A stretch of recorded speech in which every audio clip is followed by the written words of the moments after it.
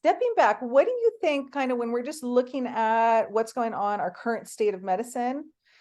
I see conventional medicine as being kind of a hot dumpster fire in a lot of different areas. What are your biggest concerns with them for the next 15 or so years? Like where, you know what, if you could make some interventions in the conventional medical model, you know, you had a wish list, what would you aim for? Oh, it's so hard when there's so much money involved. I think that at the core of this, and not to try to be too crazy here, but like anytime you have this for-profit system, there's just so many conflicting interests. And I think that that's one of the biggest problems here. And I'm not saying that, through idealism, we could say that, well, maybe if we just socialize the whole thing, that would be better. And that's a whole topic in and of itself. And maybe we'll talk about that sometime.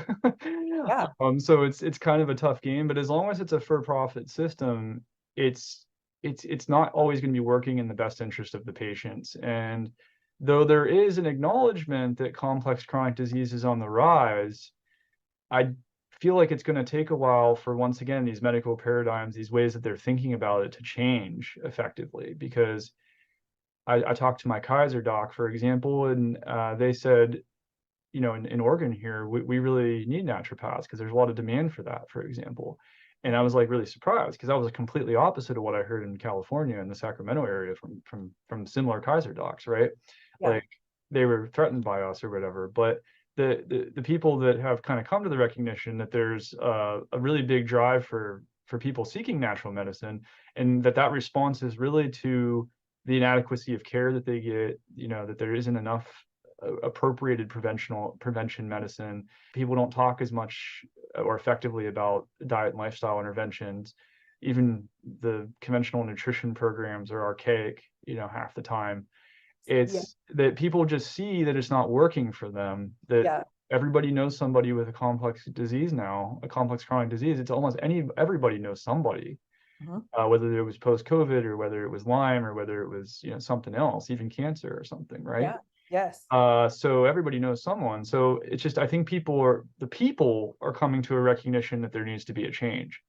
But once again, I'm concerned because as long as it's a for-profit system, they're going to try to find ways to continue the profits, but to sort of appease to that Yeah. group. So they've hired some functional medicine doctors, but they haven't really fully integrated them all the time. In fact, they've kind of broken down some of their integration, like in the Sacramento area, even like I won't name, the hospital system, but they were hiring people and then they fired people. And when the people that they did hire, they only had them as consults. They didn't have all the rights and privileges of the other doctors. And so they were just being treated like second class citizens, but they wanted to cash in on the demand that was out there. So until a bigger picture is seen, and I don't know what that's going to take, some sort of authority or think tank of people to actually from different parts of the conversation. And I certainly don't think NDs have yet a seat at the table. We're still the second class citizen, but there are functional medicine doctors, DOs, MDs, and even chiropractors honestly have more recognition in some cases that are coming to the table. And I think that in that case there may be hope for change. So I'm a little concerned because they're eroding our profession, taking away our therapies, and then turning around and turning them into drugs, for example, like what they just did with phenylbutyrate for an ALS drug, for example. And they're doing that they did that with artemisinin, which Sesame. is Yeah. derived from wormwood, so they're doing that with a lot of things. And you can kind of see that it's blatant. So I'm really concerned about access to a lot of this, that not everything's covered by insurance. A lot of us have been sort of forced into cash modeling as a result of that. In Yeah. California, we have no choice. There's no insurance coverage whatsoever for NDs.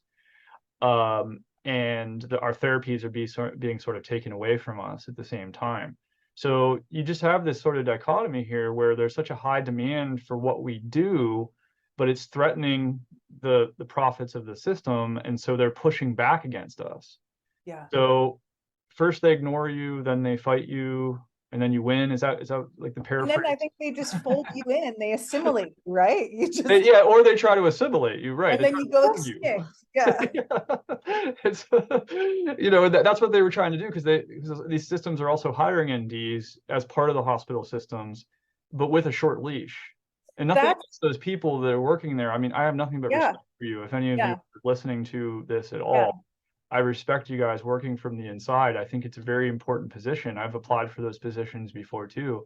Where Yeah. I'm at right now, it's probably not for me, but I appreciate the NDs and the innovators, the DOs, the MDs, the DCs, the NPs, everybody that's Oh, out there yeah, trying to, from inside, trying to work this through.